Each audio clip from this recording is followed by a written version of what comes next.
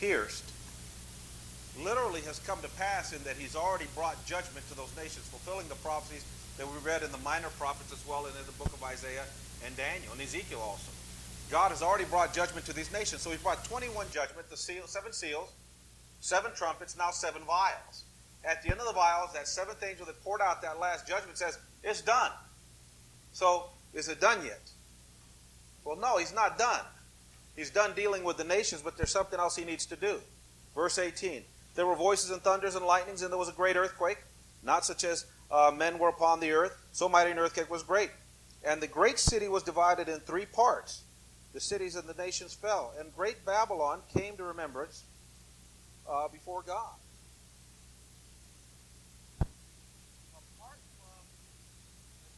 Apart from that which God promised through the prophets that he would do, 21 judgments, seals, trumpets, vials. The angel says it's done.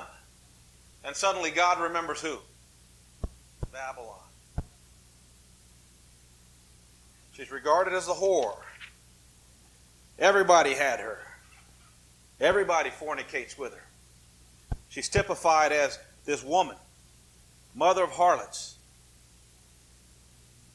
Her possessions are what we use as our criteria. Everybody wants her because of everything she has. Chapter 18. Verse 9. The kings of the earth committed fornication, lived deliciously with her. They'll bewail her and lament her when they shall see the smoke of her burning. Now listen, I don't care about this 10-toed kingdom that everybody sees forming in Europe, this European Union, and everybody talking about it coming in league with the Pope. These aren't the kings that are going to be crying. The whole world's going to be crying. Verse 10, standing afar off, fear of her torment, saying, alas, the great city Babylon, that's mighty city, in 1 hour judgment is come. Thy merchants, the earth shall weep and mourn over her. No man buys merchandise forever. And I'm not going to read that, but all the merchandise, everything everybody ever strives for, she possesses. She has it. This is not the Catholic Church. This is not the Muslim Church. This is not the United States. This is a system that has followed through from Babylon till today. And when God finishes bringing judgment on the world, when God finishes bringing judgment on those people that he prophesied, the whole book is wrapped up in talking about those people that have oppressed God's people and how he's going to deal with them. And God does. 21 judgments. But when he's finished, the angel says it's done, but God isn't done because he got one more. He remembered Babylon and said, I've got to fix her wagon. All right? All right, with that said, let's finish reading a little something here.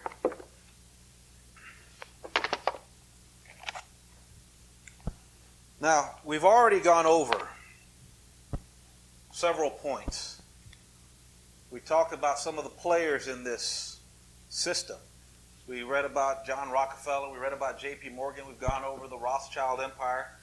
We talked a little bit about the Jekyll Island excursion, where these representatives, these high power, these international bankers joined themselves together and determined to go to Jekyll Island. We learned about Aldrich. He is the congressman who was put in charge of the Monetary Commission. He was commissioned and given $300,000. Actually, that's how much he spent of taxpayer money. He said, I'm going to Europe. Europe's got great banks. They understand banking more than we do. I've got to go over there. He goes to Europe, spends $300,000, comes back, no report. As soon as he comes back with no report, he hooks up this meeting. They go to Jekyll Island. In 1 week, sitting on this isolated island, some of the representatives of the richest men on the planet are there to do one thing, and that is to hammer out a plan on how to take from the United States, how to take from the people the Constitution-given power and right of Congress to coin and mint money. They didn't like the idea. The U.S. wasn't able to be bought until this was able to happen. They go to Jekyll Island. Whatever draft was coming out of Jekyll Island, that's what Aldrich was going to present. Aldrich presents it. It doesn't make it through. Everybody said, those damn Republicans, all those bankers, this is money trust. This is big money. Us poor people, us little guys. Oh, that doesn't benefit us. Aldrich's plan fails, comes back in the form of a bill through a Democrat now, Woodrow Wilson having become president, Woodrow Wilson having defeated somebody that shouldn't have lost, that's Taft, because they paid, the money trust paid for Roosevelt to run against it. And so now we have a split ticket in the Republican side, Taft loses, Roosevelt loses, Wilson wins, Wilson's alter ego, Colonel House, the man who's directly involved with this establishment or this money trust, is his shadow, tells him what to do. Nothing that Woodrow Wilson enacted. In fact, many of us that always looked at FDR and said he's a great hero, great president, great man. Oh, I love this speech on the 4 fears, all the things that these presidents are given credit for doing are not their ideas. Every single thing that was implemented through those administrations came out of this book. All right? Philip Drew Administrator. Written by Colonel Edward Mandell House. Socialist, whose dream of the United States was that it become purely socialist, as Karl Marx depicted, or as Karl Marx's original intention in his Communist Manifesto. He said, this is how we should live. And so he establishes in his political tract, it's actually a good novel, it's a pretty good book. He establishes what is necessary in order to bring this country into a socialist type of system.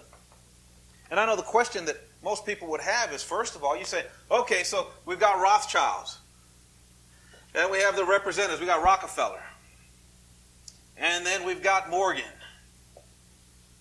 and we've got all of the other bankers. We've got the Harrimans, we've got all this big money. We've got Lee, we've got all this big money. We've got the Schiff family, we've got all this big money. Why would they be interested in something that we would refer to as socialism, which, again, language becomes important. Socialism, in our eyes, means share the wealth. And that's what everybody talks about when we say socialism. But that's not what socialism is. Socialism isn't share the wealth. Socialism means that we are placing ourselves under the authority of someone to distribute the wealth. Now, does the distributor share? Huh? In fact, the title of this book, called Philip Drew Administrator, basically placed Philip Drew, there's this fictional character, Philip Drew, he was placed in a position. He was one of what was referred to as the few enlightened. There's very few who actually see vision. Everybody else is a dumbhead. All right? You don't see it. That's why, when you look at these, look, I'm not preaching politics, but I wish that Democratic Party would just tell you what they really are. They're not democratic, they're socialists. They're not Democrats, they're socialists. They haven't been for a long time. Now, as far as Republicans go, I don't think any of us got enough money to be a real Republican.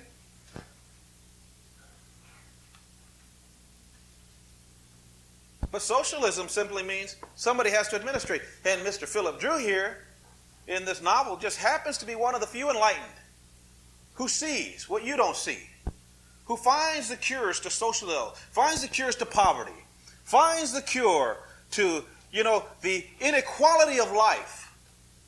And it's almost as if it's heaped upon him. You're the one that sees. Please administrate all the wealth to us so that we could all be equal and be happy. As if somehow that is going to make us happy. Same mentality that brought us welfare. In fact, you want to know where welfare in this country came from? This guy wrote about it before it ever happened. Aid for women and children, it's in here, was part of Philip Drew's plan as an administrator. Benefits to bury people that are dead?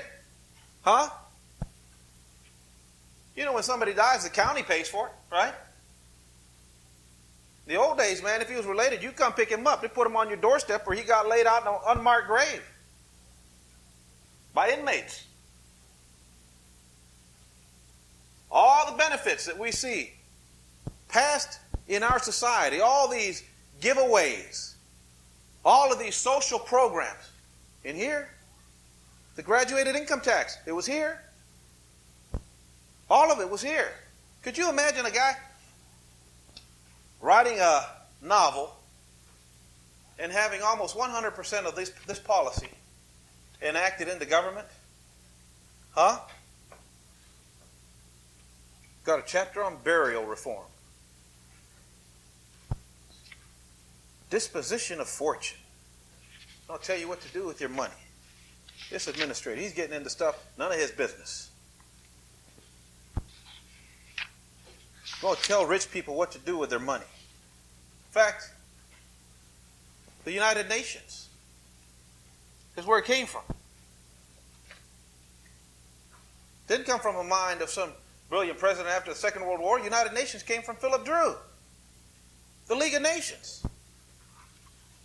All of this stuff.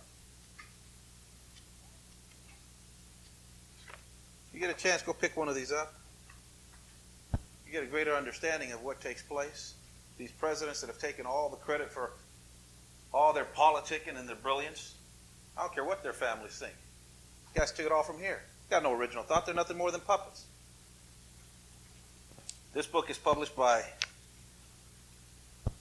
Robert Walsh University. Reprinted. If you try to buy it on the used bookshelf, man, you'll end up paying sometimes $400 or $500 because it's out of print. Find yourself a paperback. Reprint. Some collegiates that actually teach out of that book have actually had written permission to make photocopied spiral bound copies. And those you can get for like $10, $15 too. So that'd be a good thing for you to get. But nonetheless, our definition of socialism needs to change, because socialism isn't share the wealth. Socialism means somebody, please distribute the wealth to us. And rich people don't share the wealth. They control the wealth. And they dole it out.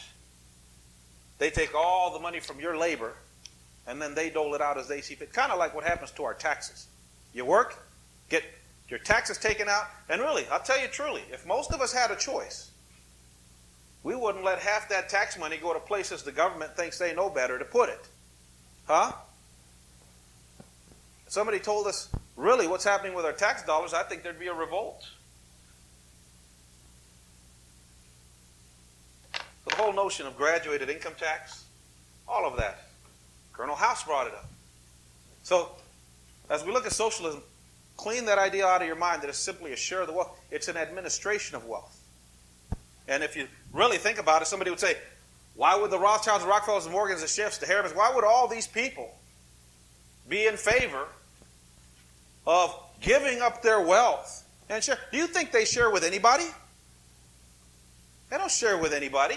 They'll share what's yours. They will share what's theirs. All right? They want to be administrators. That's what they want. So we've come to that place where we've actually seen the birth, 1914, Federal Reserve System,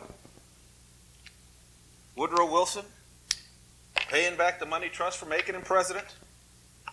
Now again, I don't care what you call it. People are in cahoots. Didn't happen by accident. People planned this. It's a system. All right. Now we left off with the Federal Reserve System having been put together. There's a few things about the Federal Reserve System that people need to know. Remember, they ran it through right before Christmas. Woodrow Wilson was kind of surprised himself that it got through because it wasn't on his timing. As a result of it running through, he had to say they signed it right before Christmas, and what happened, it was enacted into law. Lindbergh, the father of the aviator, said, "We have just created the biggest money trust the world has ever seen." Other fellow was quoted as saying, "We have just created a government behind the government that actually wields more power than the government that we see." So it becomes very important for us to see that even a guy like George W., everybody thinks that he is the power. He's not the power. It's these bankers. Let's look at a few things real quick here. Because when we talk about the Fed or the Federal Reserve System, a lot of times we don't realize that it doesn't belong to us. It doesn't belong to the people of this country. It doesn't belong to this government. It's actually private money. We've already come to the conclusion, we've already read. The real controllers or the real puppet masters are still in London, still in England. It's not American. We didn't break away like we thought. All right? This is why Tony Blair likes us so much. All right.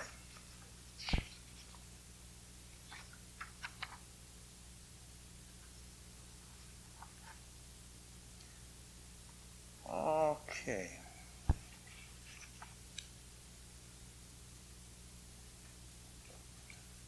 All right, a man testified in the Wall Street Journal 1908 speaking about what would happen. He says, Crozier testified before the Senate committee that should prohibit the granting or calling in loans for the purpose of influencing quotation prices of securities and contracting loans, of increasing interest rates, and consummate banks to influence public opinion on the action of any legislative body. This is similar to what happens even today. Within recent months, William McAdoo, Secretary of the Treasury of the United States, was reported in the open press as charging specifically that there was a conspiracy among certain of the larger banking interests to put a contraction on the currency to raise interest rates for the sake of making the public to force Congress to passing currency legislation of these desired interests. The so-called administration currency bill grants that just that these Wall Streets, or that the big banks, and that which they were striving for 25 years, that this is private instead of public control of currency. So what we're looking at is a system that was attempting to come in and privatize everything that was at once public. That's what the Federal Reserve is. A couple of things that a lot of people, I guess, never understood, and that is that the Federal Reserve Bank itself is strictly private. It's owned by the bankers. As the system was set up and established, they were the first to buy the stock. They were the first to own it and manipulate it. The whims of the money trust is who they actually serve. Now, let's go ahead and look at another point here. One of the things that we've always, I think, known but never acknowledged was that as we see this 14-year term of the Federal Reserve chairman, he outlasts any president. So the president can't do anything about him or his decisions. He'll actually outlast even a two-term president. These individuals, I'm reading out of Pawns in the Game now. William Carr. Monetary manipulation is what this chapter is called.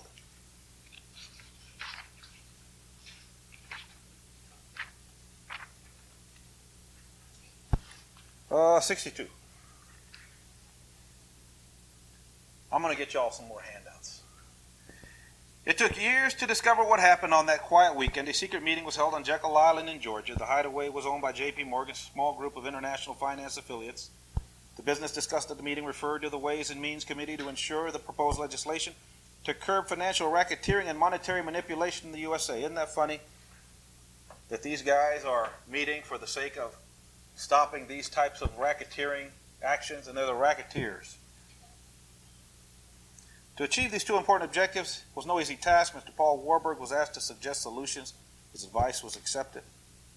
Subsequent meetings there were held by the same group to iron out the details in New York. Conspirators named their group the First Name Club because they're meeting together. They always addressed each other with their first names. Instead, to guard against strangers becoming interested in what they should hear. To make a long story short, Aldrich, Warburg, and company drew up the monetary legislation, which Aldrich ultimately presented as the work of a special committee. The 1914 Federal Reserve System consisted of 12 banks, which had bought $134 million worth of Federal Reserve stock. According to the Congressional Record, May 29, 1939, they had made a profit of $23,141,456,197. 1940, the assets of Federal Reserve Bank were shown as $5 billion. In 1946, they were declared to be $45 billion. The bankers made $40 billion profit out of their transactions in World War II. The majority of citizens of the United States believe that the Federal Reserve System benefits the people of the nation as a whole. They think the Federal Reserve System protects depositors' money by making bank failures an impossibility. They think that the profits made by the Federal Reserve Bank benefit the national treasury. They are wrong on all suppositions. What the majority of the people think is exactly what the Federal Reserve wants them to think. It says their legislation drawn up on Jekyll Island, Georgia, in Georgia in 1910, passed by the American Congress in 1913, did not benefit the people of the government of the USA. It benefited only the American bankers who are interlocked with international bankers in Europe. The President of the United States nominates 4 of the men who are charged with the responsibility of operating the Federal Reserve System. They're paid $15,000 a year for their services. Congressional records will prove that the member of the bank shared illegally in the profits made right from the inception. It wasn't until 1922 that the original act was amended so that the bankers could take the profits legally. Now remember when they met on Jekyll Island, they said, don't worry about what gets presented, we'll iron it out later.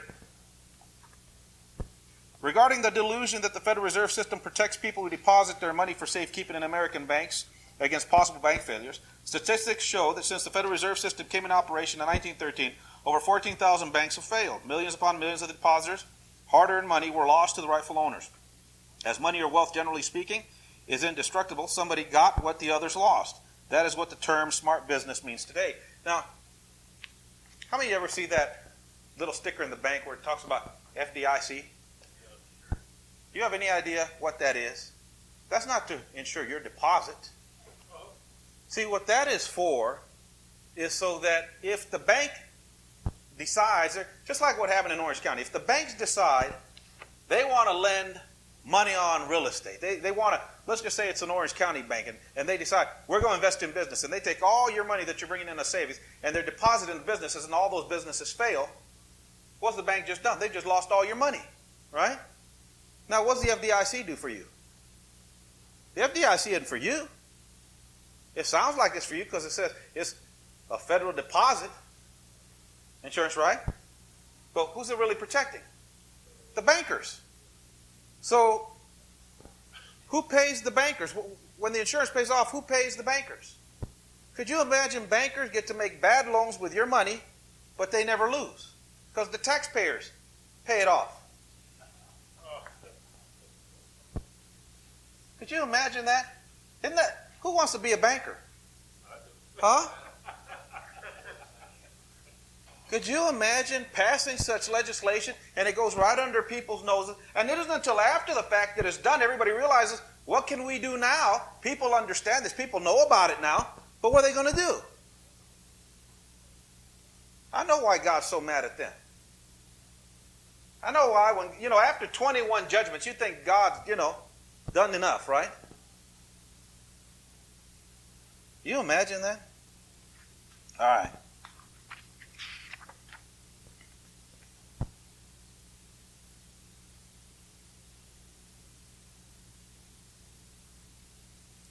Let's read a little bit about what preceded that. The invasion of Russia in 1812 by Napoleon shook the Russian people to the core. Tsar Alexander I set out the task of organizing a recovery program. In the hope that he could bring about a united effort through the Russian Empire, he relaxed many of the restrictions that had been imposed on the Jews when they were confined to the Pale Settlement in 1772. Special concessions were made to the artisans and professional classes. A determined effort was made to establish the Jews in agriculture. Under Alexander I, they were given every encouragement to assimilate themselves into the Russian way of life.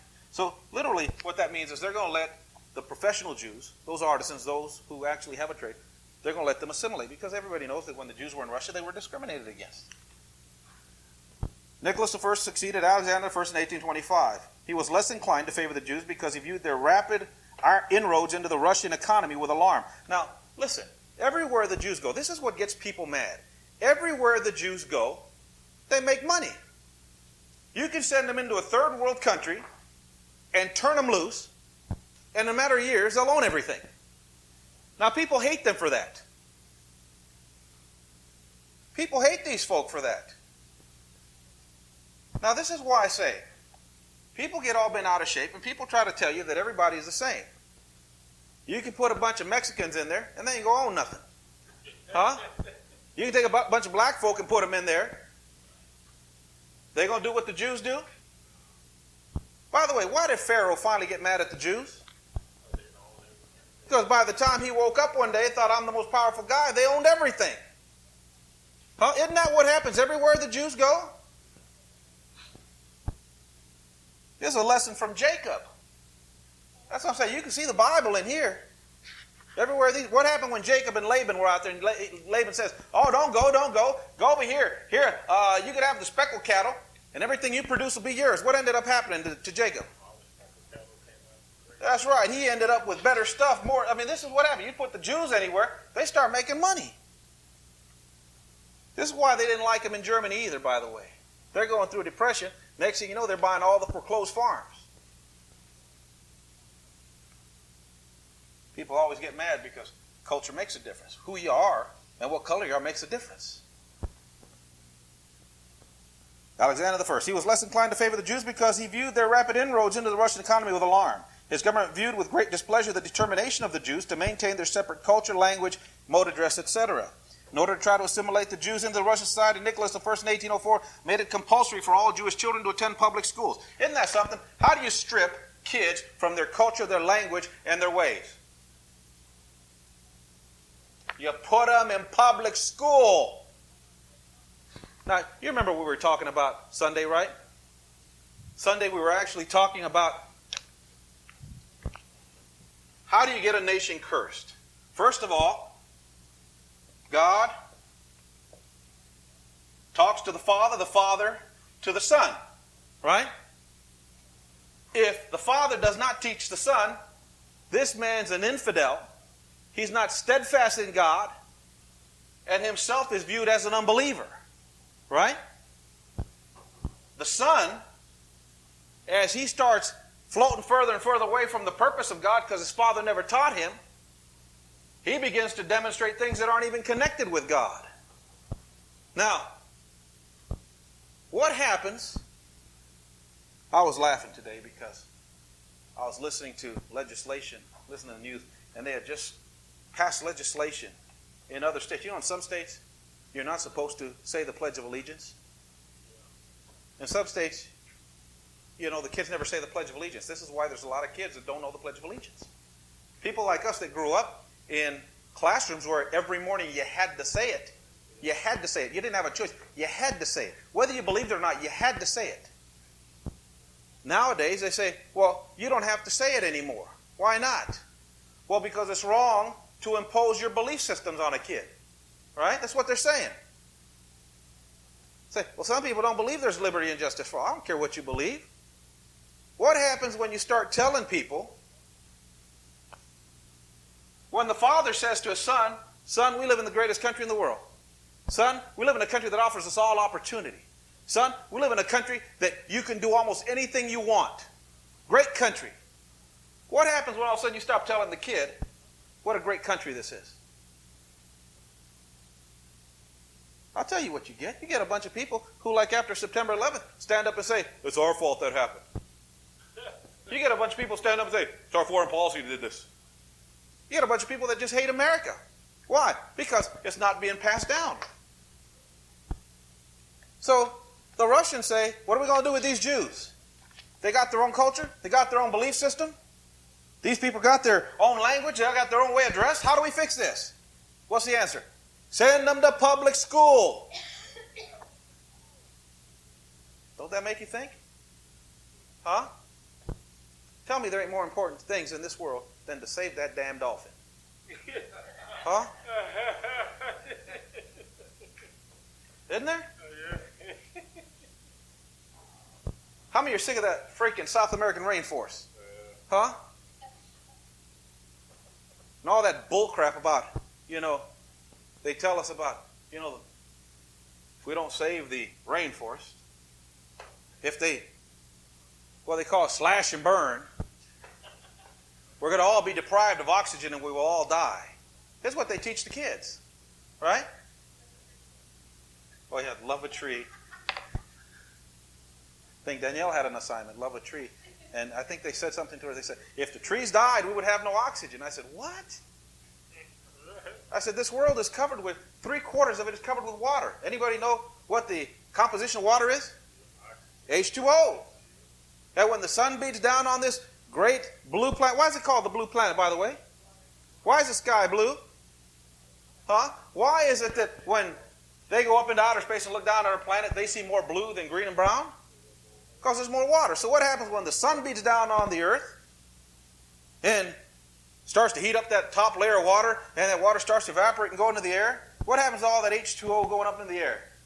Well, as it goes up higher and higher, the water gets too heavy, and what happens? Oh. Where's oxygen come from? Rainforest? How do you steal how does this system steal your kids? See, you're learning something most people never going to learn in their lives. I'm telling you, you're learning stuff your kids people will never learn in their lives. How do you steal your kids from you that know? Send them to public schools. How do you strip people of their culture? We grew up saying the Pledge of Allegiance. Now the kids don't have to say it. Right? We tell kids, don't be promiscuous. They go to school, they can get rubbers. Huh? They can see a family planning counselor. They can get taken to get an abortion, and they don't have to tell you. Teacher looks at you and says, tell me the truth. Does your dad spank you? Does he touch you funny? Huh? Why they do that? They don't like your culture? See, Danny and I, we've had this conversation. Just the way we think, man, we're dinosaurs. Just the things we're saying, people won't have it. You've got generations that look and say, you guys are crazy. You whip your kids? We're not talking about child abuse. Make you feel like a dinosaur. Generations who are going to come up, the future looks bleak. How do they get like that? Huh? Why do they look at you? I joke around. I say, hey, we need more wooden pews. Huh? We need more wooden bats to club the seals with. Now, I'm joking. Why do people look at me like I'm crazy? Because that generation is brought up saying, don't use wood. Huh? Don't use wood. Use steel. We need aluminum bats. Aluminum pianos. And our kids look at us as if we're an old generation that doesn't know anything. We're destroying the planet, they say to us. I was talking to Danielle and she says, well, we cut down so many trees. I said, yeah, but whatever trees we save, God kills them by having a lightning strike hit the forest and burning the whole thing down. I said a volcano erupts and literally drops them all like matchsticks, and those don't grow back. What are we talking about? And then Danny goes out and says, we need wood to repair the roof. And he cuts it out. Whatever don't work, we'll just burn it. And your kids look at you like he hates the environment. He's responsible for killing us. He burnt the one with varnish. We'll all die. How do you take the kids from the parents? Yeah, you're depleting the ozone. Did you hear about that whole thing about the ozone layer? Everybody got all the women spraying themselves with pump sprays now. They found out every time you get a volcanic eruption, the hole that it creates in the ozone layer is bigger than any hole that we can create with spray cans. Huh? And the ozone repairs itself. Won't let Al Gore hear you say that. All right. So the Jews go to public schools. Now, by the way, and we talked about this before too, but when the government became involved in the school systems, who actually controls the government? The money trust. Why did Woodrow Wilson suddenly decide he was going to pass the Federal Reserve Act? Or at least lobby for it? Because he owed it to them. Now listen, I think the idea is going to be, and I think just the fact that we're reading about Jews, the fear is that people would make it a Jewish conspiracy, though it's not. But the same thing happens. Not every politicians vote their conscience. They're not bought in the sense that we think they are. Okay? But the money trust people find the politician whose views are exactly like theirs. And then they not only lobby for them, but they contribute to their campaigns. And they put these brain trusts behind them so that they can put up these advertising campaigns and that they can make their names known so that they get voted into office. And when they get voted into office, these people don't defile their conscience and lie. These people simply vote their conscience, which is the exact purpose of the money trust. So it's not like, well, he gave me $500,000 for my election, I better do what he says even though I don't believe it. These people sincerely believe in what they're doing. All right, so let's not get the idea that these people are just bought like the mob buys people, okay? I got your sister in the back. You'll never see her again if you don't vote for this. These people literally vote their conscience. All right, so these people are attractive to these folk. All right, so Nicholas thought that if the young Jew can be convinced that they would be welcomed into Russia's society, it would go a long way to eliminate understandings. His avowed purpose was, in effect, to offset the one-sided story of religious persecution that was drilled into their minds from their early infancy. So the Jews, they were trying to take that out of them that made them feel like, oh, we're always persecuted. And they drill it out of their minds by giving them opportunity. All right? Now listen. God's going to save the Jews. He's got something special. I'm not foolish. I'm not stupid. I know what Romans said. I don't speak against them because the same way God cut them off, you cut us off. But listen. Of anything, of all things people know about Jews, what is it? That Pharaoh oppressed them.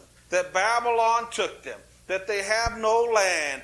Oh, that Hitler, that evil man, killed 6 million. Who doesn't know that? Huh?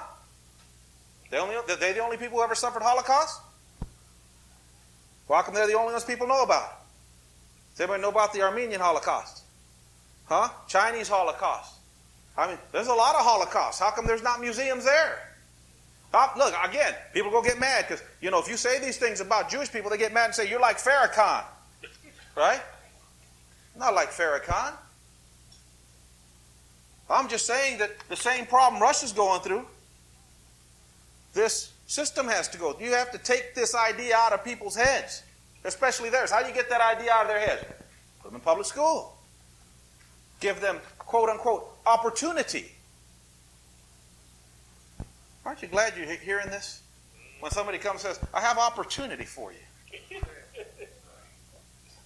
The net result of the Russian experiment didn't turn out as expected. Education for non-Jewish children was not compulsory. The Jews became the best educated segment in Russia. Now, isn't that something how every time you put a Jew into some program, they end up running it? All right, we're going to skip what Alexander did. Many Jews who had taken advantage of the compulsory education entered universities. They found themselves severely handicapped after graduation when seeking employment. To correct this injustice, Alexander II ruled that all Jewish graduates be allowed to settle and hold government positions in Great Russia. Now, how many know what's going to happen when you start letting Jews run government positions? What do you think happened? Yeah, they ended up running the place. In 1879, Jewish apothecaries, nurses, midwives, dentists, distillers, skilled craftsmen were permitted to work and reside anywhere in Russia, but the Jewish revolutionary leaders were determined to continue their movement for popular world revolution. The terrorist groups committed one outrage after another, so they start trashing Russia. Let's see. 19th century, October issue, 1881, Goldwin Smith, professor of modern history at Oxford University, writes, when I was last in England, we were on the brink of war with Russia, which would have involved the whole empire. The Jewish interest throughout Europe and the Jewish press of Vienna, as its chief organ, was doing its utmost to push us in. So now you've got prominent Jews in these positions that are doing everything they can to bring Russia into world war so they can break the back of this, what Reagan called evil empire. The assassination of the Russian's little father in 1881 caused widespread resentment, which was expressed by a spontaneous outbreak of violence against the Jewish population in many parts of Russia. The Russian government passed the May laws. They were harsh laws passed because the Russian officials who sponsored argued that the Jews could not be satisfied and reconciled by the benevolent policy of Alexander II, so it was obvious pertaining the sad conditions of the Christian population brought down by the conduct of the Jews in business matters. So now they're blaming the Jews for the Christians' inability to prosper. During the last 20 years, the Jews have not only possessed themselves of every trade and business in all of its branches, but have a great part of the land by buying it or farming it. With few exceptions, they have as a body devoted their attention, not with few exceptions, of enriching or benefiting the country. So when they start running things, they don't care about the country, but to defrauding the Russian people by their wiles. Now what wiles? That'd be like saying Jacob had wiles when all the stuff prospered for him. The government were all on hand doing one hand to put down these disturbances and to deliver the Jews from oppression and slaughter. On the other hand, it thought it a matter of urgency and justice to adopt stringent measures to put an end to the oppressions practiced by the Jews and the other inhabitants and to rid the country of all their malpractices, which were as well to get rid of them in the country that they were in. The original cause were anti-Jewish agitations. Everywhere these guys went, they made money.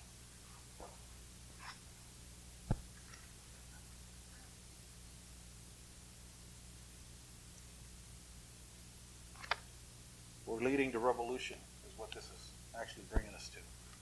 Now again, when you start having agitation, we'll get back to some of this, agitation and talk of revolution, what happens? People make money. All right. finish reading.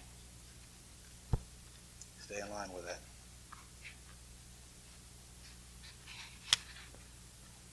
All right. This is where we left off. Having built the Federal Reserve as a tool to consolidate and control wealth, the international bankers were now ready to make a major killing. Between 1923 and 1929, the Federal Reserve expanded or inflated the money supply by 62%. Now, this is what was supposed to be prevented by setting up a Federal Reserve Bank. So now they inflate. Much of this new money was used to bid up the stock market to dizzying heights. At the same time, that enormous amounts of credit was being made available. The mass media began to ballyhoo tales of instant riches and made the stock market soar, according to Ferdinand Lundberg. For profits to be made on these funds, the public had to be induced to speculate, and it was so induced by misleading newspaper accounts, many of them bought and paid for by the brokers that operated the pools. By the way, who owns the media? The House hearings on stabilization of the purchasing power of the dollar disclosed between 1928 and the Federal Reserve Bank had worked closely with the heads of European central banks. The committee warned that a major crash had been planned in 1927. At a secret luncheon of the Federal Reserve Board and heads of Europe and their central banks, the committee warned that the international bankers were going to tighten the noose. Montague Norman, governor of the Bank of England, came to Washington February 6, 1929 to confer with Andrew Mellon, Secretary of the Treasury, on November 11, 1927. The Wall Street Journal described Mr. Norman as the currency dictator in Europe. Professor Carroll Quigley notes that Norman, a close confidant of J.P. Morgan, admitted, "I hold the hegemony of the world." Immediately after this mysterious visit, the Federal Reserve Board reversed its money policy and began raising the discount rate. The balloon, which had been inflated constantly for nearly 7 years, was about to be exploded. Anybody know what happened right after that? 1929? The investing public, including most stockbrokers and bankers, took a horrendous blow in the crash, but not the insiders. They were either out of the market or had sold short so that they could make enormous profits as the Dow Jones plummeted. For those who knew the score, commented Paul Warburg, had provided a warning to sell. That signal came March 9, 1929. So these fellas. Now, can you see what happened? Everything that the Federal Reserve was designed to do, it didn't do. All right? We're going to go over to chapter 5 called Establishing the Establishment. And this is going to go in line with what we just read about what happened in Russia. Because that becomes very important, because that which leads up into the Russian Revolution is what actually helps propel all of this into one big, what we would refer to as a gestalt, or one big picture. Right? One of the primary reasons the insiders worked behind the scenes to foment World War I was to create in its aftermath a world government. If you wish to establish national monopolies, you must control national governments. If you wish to establish international monopolies or cartels, you must control world government. After the armistice of November 11, 1918, Woodrow Wilson and his alter ego, Colonel House, the ever-present frontman for the insiders, went to Europe in hopes of establishing a world government in the form of a League of Nations. And again, where did the idea of the League of Nations come from? Came from Mandel House. Right? Wasn't Woodrow Wilson's idea. When the negotiations revealed one side had been about as guilty as the other, and the glitter of the moral crusade evaporated along with Wilson's vaunted 14 points, the rubes back on the street began to weaken. Reaction and disillusionment set in. Americans certainly didn't want to get into a world government without or with double-dealing Europeans whose specialty was secret treaties and hidden agendas. The guest of honor, so to speak, stalked out the banquet before the poisoned meal could be served, and without American inclusion, there would be no meaningful world government. Aroused public opinion made it obvious that the U.S. Senate dared not ratify a treaty saddling the country with such an internationalist commitment. In some manner, the American public had to be sold on the idea of internationalism and world government. Again, the key was Colonel House. House has set down his political ideas in his book, Philip Drew Administrator. In his book, House laid out the thinly fictionalized plan for the conquest of America by establishing socialism as dreamed by Karl Marx. He described a conspiracy, the word is his, which succeeds in electing a U.S. president by means of deception. Doesn't that sound like what happened with Woodrow Wilson? All right. His particular deception was a president being put into office by large money trusts. It's funny how he writes fiction, and yet we see it happen. If you get a chance, get that book. You get a kick out of it. Let's see. Among other things, House wrote that the conspiracy was to insinuate itself into the primaries in order that no candidate might be nominated whose views were not in accordance with theirs.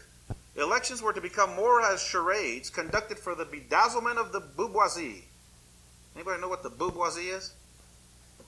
Yeah, those are boobs, but these are for boobs. These are boobs. That's what it says, boobs. So how many of you have figured out that, again, in their sincerity, that the elections are more than just elections? It's actually just become showtime? Huh?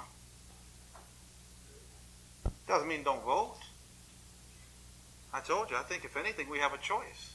You vote for who you want to screw you. In 1919, House met in Paris with members of the British Secret Society. Now, this is what we want to get to today, because we're talking about the players and exactly how this whole thing comes together. House met in Paris with members of the British Secret Society. They want to set up a League of Nations. American people aren't so hot into joining a league with these Europeans. Nobody wants that. All right? Nobody wanted that, at least. So in 1919, House meets in Paris with members of the British Secret Society called the Round Table, in order to form an organization whose job it would be to propagandize the citizens of America. Now, how many of you like the idea that somebody that has an agenda, all he simply has to do is bring propaganda, and then you end up doing what they want? Anybody like the idea of being manipulated like that? Huh? Being coerced that way?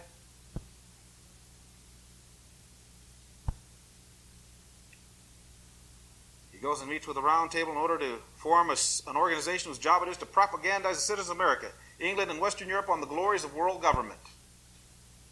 You know, they're still working at that. The big selling point, of course, is peace. That's always peace. That's the message. Isn't that? Now, what message does the Antichrist come with? It's the same message, except these are bankers.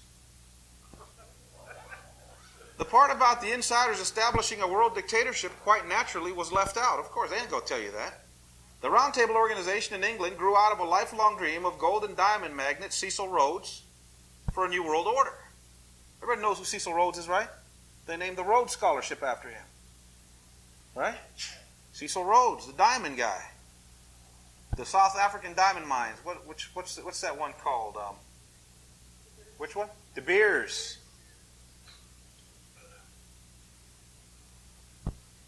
Rhodes' biographer, Sarah Millen, was a little more discreet or direct as she put it. The government of the world was Rhodes' simple desire. Carol Quigley notes in the mid-1890s, Rhodes had a personal income of at least £1 million a year, then about $5 million, which he spent so freely for his mysterious purposes that he was usually overdrawn on his account. Can you imagine overdrawing your account just pursuing the one world government? Cecil Rhodes' commitment to the conspiracy to establish world government was set down in a series of wills described by Frank Idolot in his book American Rhodes Scholarship. By the way, when you get a Rhodes Scholarship, what are they trying to do to these men? By the way, who was the last Rhodes Scholar that was president? Yeah, no, it's actually a lot more current. Yeah, Bill Clinton. By the way, he sat under Carol Quigley at Georgetown also. Carol Quigley is the Tragedy and Hope guy here. Is being quoted. Cecil Rhodes. Mid-1890s, Rhodes had a personal income of £5 million sterling. He spent it all, usually was overdrawn on his account. Cecil Rhodes' commitment to this conspiracy to establish world government was set down in a series of wills described by Frank Idolett in his book, American Rhodes Scholarship. Idolett writes, the 7 wills of Cecil Rhodes made between the age of 24 and 46. He died young, by the way. He died, I think, when he was 46. Between the age of 24 and 46 constitute a spiritual autobiography. Best known are the first and secret society will, and the last, which established Rhodes scholarships. In his first will, Rhodes states his aim more specifically: the extension of British rule throughout the world, the foundation of so great a power as to hereafter render wars impossible and promote the interests of humanity. Now, could you imagine the idea? Now, see, a lot of people, when you read a book like Tragedy and Hope, Georgetown is a Jesuit university, and there is supposed to be this great war, this great battle between the Catholic Church and the international bankers. So the international bankers say, yeah, Tragedy and Hope, it's written by those Jesuits over there, because the Jesuits want to rule the world just as bad as the British. So you have literally 2 groups supposedly fighting for the control of the world. So Cecil Rhodes, his first will, the extension of British rule throughout the world, the foundation of so great a power to hereafter render wars impossible to promote the interest of humanity. The confession of faith enlarges upon these ideas. The model for this presupposed secret society was the Society of Jesus, though he mentions also the Masons. Society of Jesus is the Jesuits. It should be noted that the originator of this type of secret society was Adam Weishaupt, the monster who founded the Order of the Illuminati, May 1st, 1776, for the purpose of conspiracy to control the world. The role of Weishaupt's Illuminatis in such horrors, Illuminists in such roles as the Reign of Terror is unquestioned, and the techniques of the Illuminati have long been recognized as models for communist methodology. Weishaupt also used the structure of the Society of Jesus, the Jesuits, as his model, and he rewrote his code in Masonic terms. Idle it continues. In 1888, Rhodes made his third will, leaving everything to Lord Rothschild. Isn't that something? His financier in mining enterprises, with an accompanying letter enclosing the written matter discussed between us. This, one surmises, consisted of the first will and the confession of faith. That's what he called his statement, that he wants to rule the world. All right?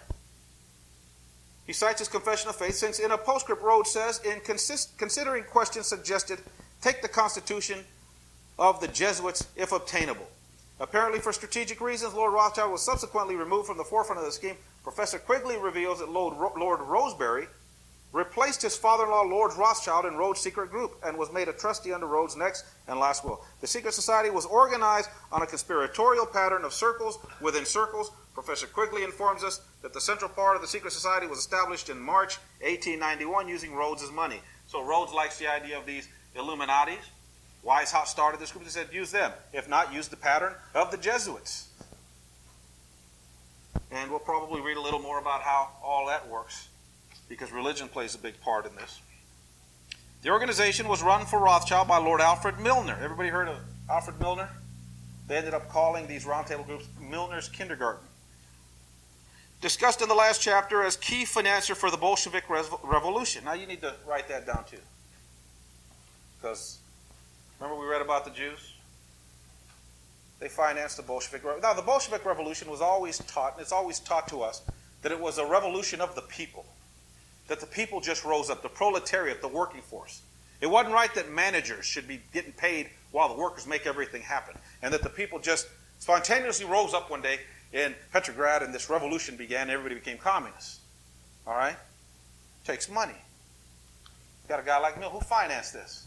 He spoke. The organization was run by Rothschild by Lord Alfred Milner, discussed in the last chapter as a key financier of the Bolshevik Revolution. The Round Table worked behind the scenes at the highest levels of the British government, influencing foreign policy and England's involvement and conduct during World War I. At the end of the war in 1914, it became clear that the organization of this system, the Round Table Group, had to be greatly extended. Once again, the task was entrusted to Lionel Curtis, who established in England at the time and each dominion a front organization of the existing Round Table Group. This front organization is called the Royal Institute of International Affairs, the RIIA. Now, this group still exists today. This RIIA in England is the exact same thing as the Council of Foreign Relations in this country.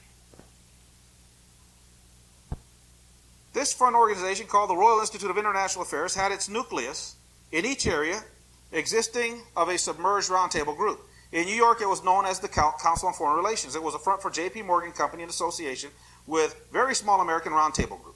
The American organizers were dominated by a large number of Morgan experts who had gone to Paris Peace Conference and there became close friends with similar groups of English experts which had been recruited by the Milner Group. In fact, the original plans for the Royal Institute of International Affairs and the Council on Foreign Relations were drawn up in Paris. Joseph Kraft, however, tells us in Harper's of July 1958 that the chief agent in the formal founding of the Council on Foreign Relations was Colonel House. Now, Colonel House, who the hell is he? He's just a guy in Texas who helped governors become governor, who stepped in and helped Woodrow Wilson become president, and now Colonel House is calling all the shots.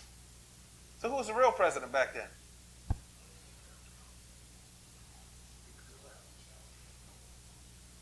Chief agent in the formal founding of the Council on Foreign Relations was Colonel House, supported by such protégés as Walter Lippmann, John Foster Dulles. By the way, anybody know who John Foster Dulles? Everybody knows Dulles Airport, but anybody know what role Dulles played? I mean, everybody names things out.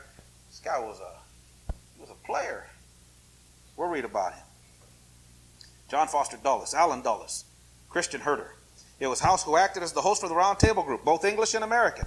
The key meeting of May 19, 1919 in the Majestic Hotel in Paris, which committed the conspiracy to the creation of the Council on Foreign Relations. Although Quigley stresses the importance of the Morgan men at the creation of the organization known as the Council on Foreign Relations, the organization's own materials and Colonel House's own memoirs reveal his function as the midwife at the birth of the CFR. The CFR's 25th annual report tells us that the CFR was founded in Paris. The Institute of International Affairs, founded in Paris in 1919, was comprised at the outset of two branches, one in the United Kingdom, one in the U.S. So you got the RIIA, found in England, and you got the CFR in the U.S. But what is this? It's nothing more than a brain trust, roundtable discussion groups run by these elitists to do what? Control the world. Huh? Later, the plan was changed to create an ostensible autonomy because it seemed unwise to set up a single institute with branches. See, people aren't stupid. How many people know that the banking institute of this nation is run by England? Nobody, because everything seems to be American. So they decided, let's make them too autonomous, because people ain't going to go for this. Hey, you think people don't know this, though?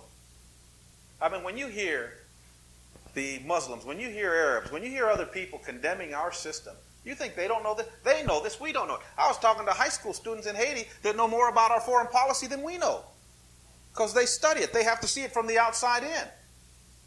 It's amazing how stupid we are as Americans. The things we think we're informed, and we're not informed. Let's see. It seemed unwise to set up a single institute with branches. They didn't want it to appear to be the same. It had to be made to appear that the CFR in America and the RIIA in Britain were really independent bodies, lest the American public become aware of the CFR. In fact, until this book came out, nobody knew what the Council on Foreign Relations was. Everybody thought it was part of the government. This book is responsible for what was now called the Trilateral Commission. Everybody knows about the Trilateral Commission. Trilateral Commission is now the front organization for the CFR because of what this book did. It had to be made to appear the CFR in America and the RIIA in Britain were really independent bodies, lest the American public become aware of the CFR. Was in fact a subsidiary of the Round Table Group and react in patriotic fury. According to Quigley, the most important financial dynasties in America following World War I were, in addition to Morgan, the Rockefeller family, Kuhn and Lieb and Company, Dillon Reed and Company, Brown Brothers Harriman. All were represented in the Council of Foreign Relations.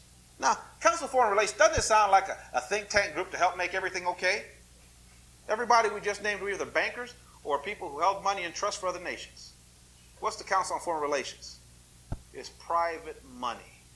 You think they care about peace and well-being on the planet? What do you think they care about? What is their business? Making money. All right? You think they care about you? You think they really care about starving children in Africa? China? Huh? They don't care about nothing. All these people into this money. According to Quigley, the most important financial dynasties in America after World War I, in addition to Morgan, Rockefeller, Kuhn, Lieb, Dillon Reed, Brown Brothers Harriman, all represented the CFR, and Paul Warburg, one of the incorporators, first president of the Federal Reserve Bank. The insider crowd was created the Federal Reserve System, many of whom also bankrolled the Bolshevik Revolution, were all original founders in the membership.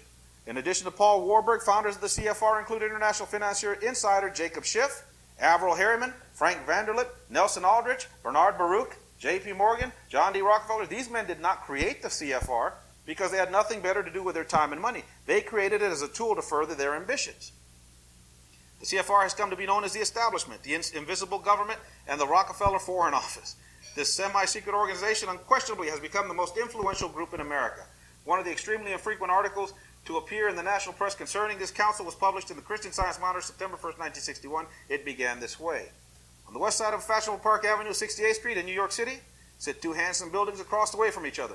One is the Soviet Embassy to the United Nations. Directly opposite on the southwest corner is the Council on Foreign Relations, probably one of the most influential semi-public organizations in the field of foreign policy. Although the formal membership of the CFR is composed of close to 1,500, it's actually about 3,000 now, and you would be surprised. Maybe we'll copy portions of it, but there's a book called Who's Who in the Elite, and it lists the 3,000 roll membership. And what's funny is almost every talking head on the news is a member. That'll blow your mind. If you take every cabinet position of every president and you actually start running the names, you'll find that a majority of them, since the early 1940s, have been CFR. So what does that tell you? Huh? Even Condoleezza Rice. Huh? Who's she? We didn't know her. We never heard of her until she came into office. Oh, she's such a nice black lady. Look at that position of power. She wasn't born yesterday. You think George W. just picked her? How about Colin Powell? He pisses people off because he's Republican. He ain't just Republican, he's CFR.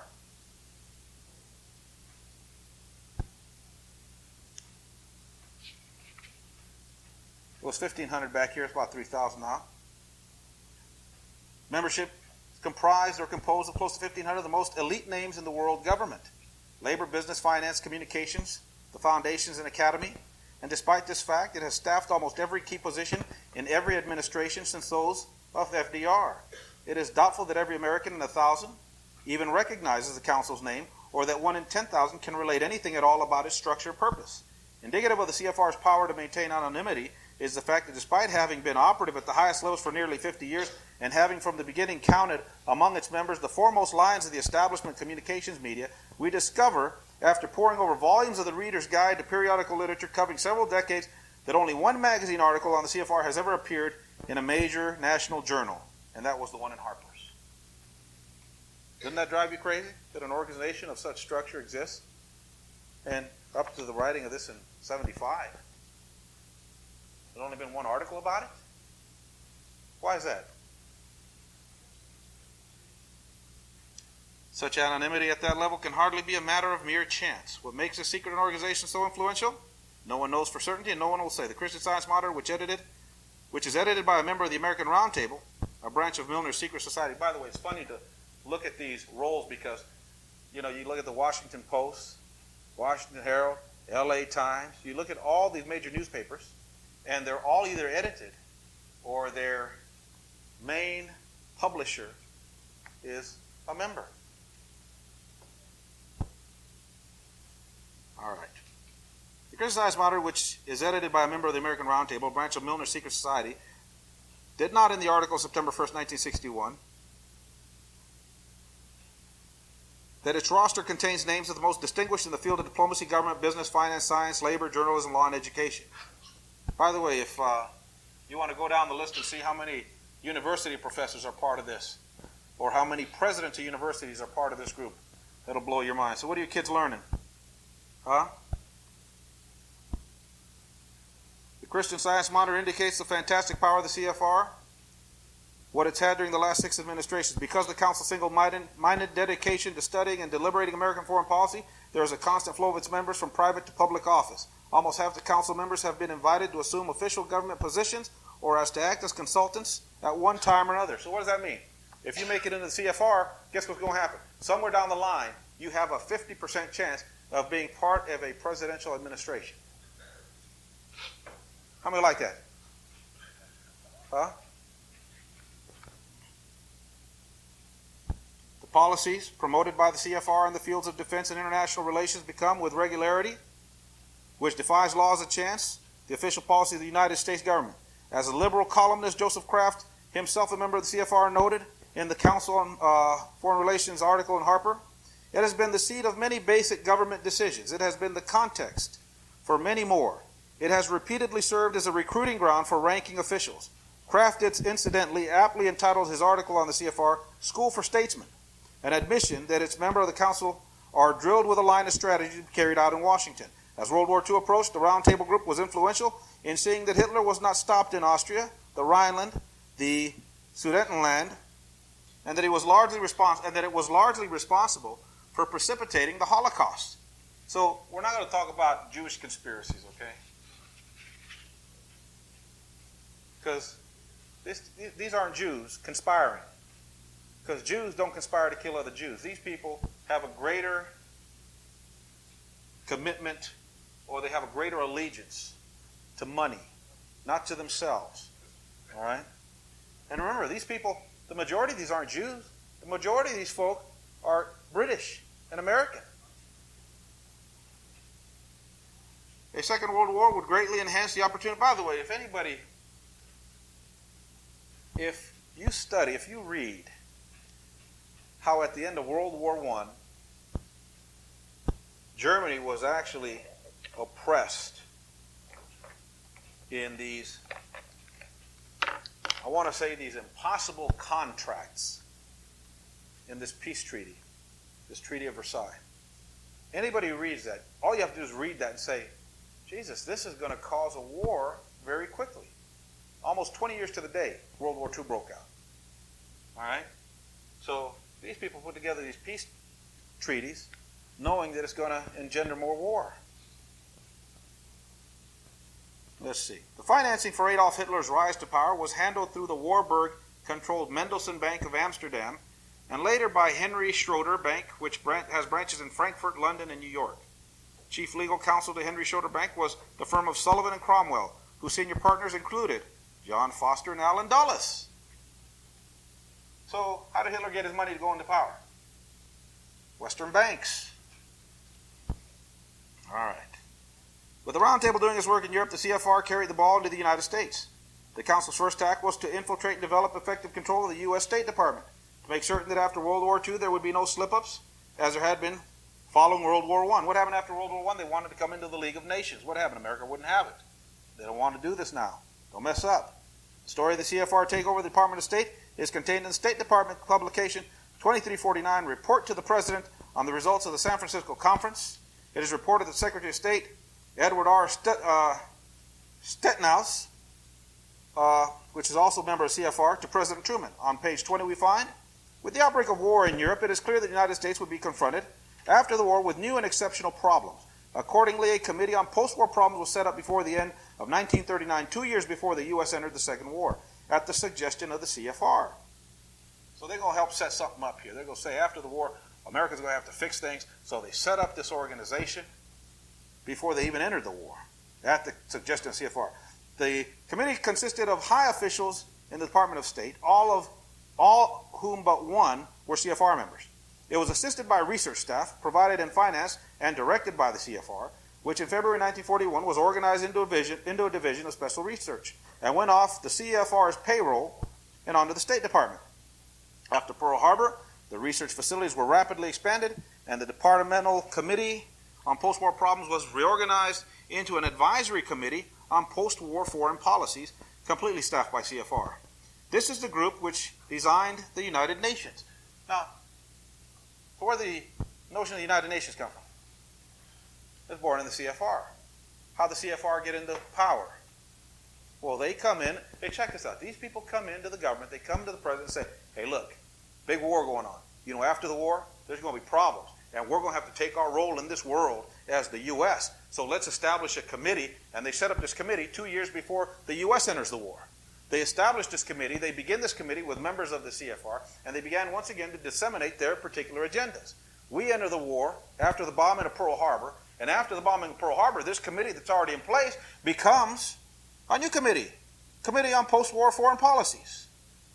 Now, as soon as this organization has its power, and the world ends, they got a new agenda.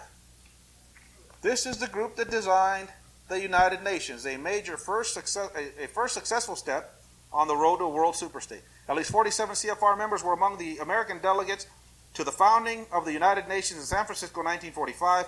Members of the CFR group included Harold Stason, John McCloy, Owen Lattimore, called by the Senate International Security Subcommittee, a conscious, articulate instrument of the Soviet conspiracy, Alger Hiss, a communist spy, Philip Jessup, Harry Dexter White, communist agent, Nelson Rockefeller, John Foster Dulles, John Carter Vincent, security, which was also in charge of security, Dean Akinson, just to make sure that the Communist Party members understood the importance of the UN establishment, political affairs.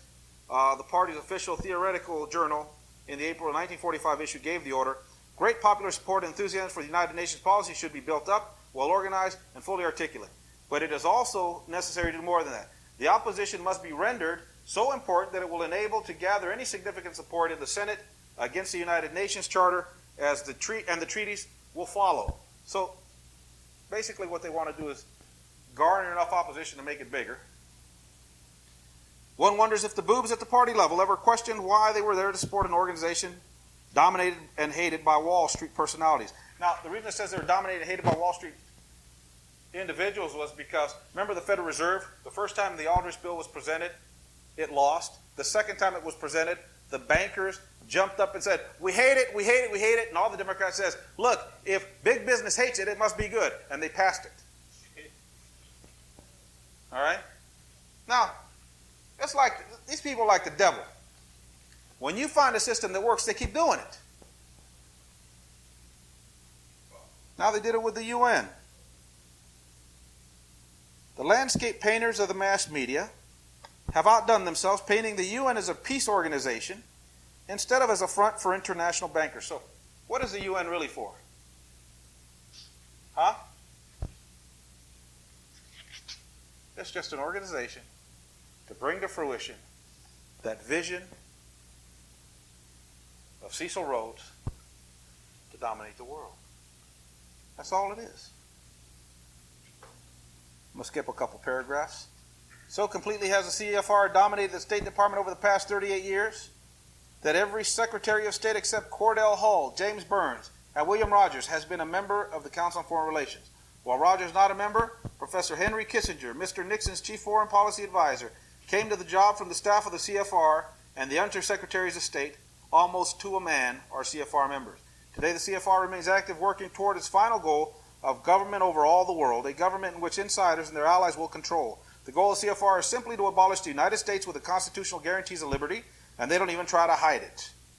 Published, it says, study number 7, published by the CFR on November 25, 1959, openly advocates building a new international order which must be responsive to world aspirations for peace and for social and economic change, for international order, a code of one world government, including states labeling themselves as socialist or communist. How many of you like this group already?